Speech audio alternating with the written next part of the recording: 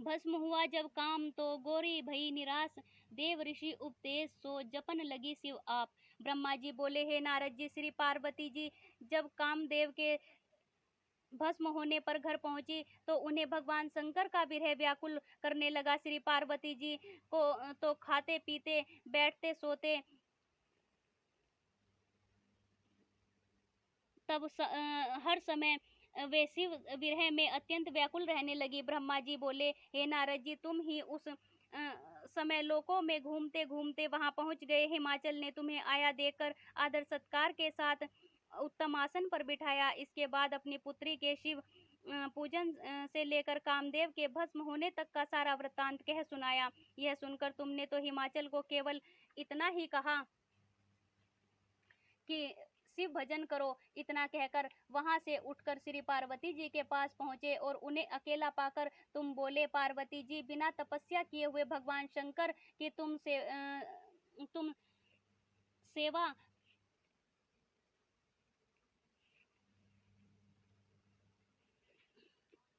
सेवा की, इससे तुमको अभिमान हो गया है। तुम्हारे उसी अभिमान को तोड़ने के लिए ही सदाशिव ने ऐसा किया है। अब तुम उनकी प्राप्ति के लिए बहुत समय तक तप एवं आराधना करो, जिससे प्रसन्न होकर सदाशिव तुम्हें स्वीकार करें। इतना सुनकर पार्वती जी बोली, हे मुनिराज, आप परोपकार परायण होकर कृपा कर शिव आराधना के लिए मुझे मंत्र प्रदान करें, क्योंकि गुरु दीक्षा के बिना कोई कार्य सिद्ध नहीं होता। तब नारद जी, तुमने कहा कि हे देवी, मैं तुम्हें पंचाक्षर मंत्र कहता हूँ, उसका जप करो। वह मंत्र यह है, ओम नमः शिवाय। यह मंत्र सब मंत्रों का राजा है और सर्व कामनाओं को सिद्ध करने वाला है। इसे विधि पूर्वक जपने से तुमको साक्षात शिव के दर्शन होंगे। तुम इसके जपने के नियमों का पालन अवश्य करना, इस प्रकार सदाशिव प्रसन्न हो जाएंगे। आज्ञा ले पितुमात की, गंगोदम के पास पहुंची गौरी तप करन, उमगत मन अभिलाष। ब्रह्मा जी बोले, हे नारद जी, शिव जी तपस्या द्वारा प्रसन्न होते हैं। इस प्रकार का निश्चय करके पार्वती जी अपने माता पिता से बोली, पिताजी, मैं जाप करना चाहती हूँ। तप के द्वारा ही शरीर स्वरूप जन्म एवं वंश आदि की सफलता होगी। इसके बिना अब कोई और उपाय नहीं है, इसलिए आप कृपा कर मुझे तप करने के लिए आज्ञा दें। यह सुनकर हिमाचल बोले कि हे पुत्री, मुझे तो तुम्हारा विचार बहुत अच्छा प्रतीत होता है। तुम अपनी माता से भी जाकर पूछ लो,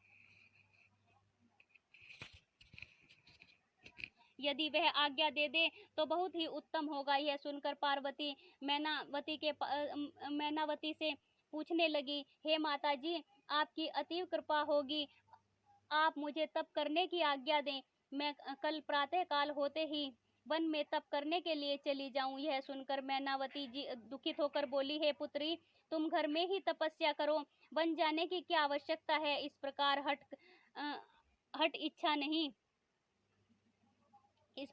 अच्छा नहीं। स्त्रियों का शरीर वन के योग्य नहीं,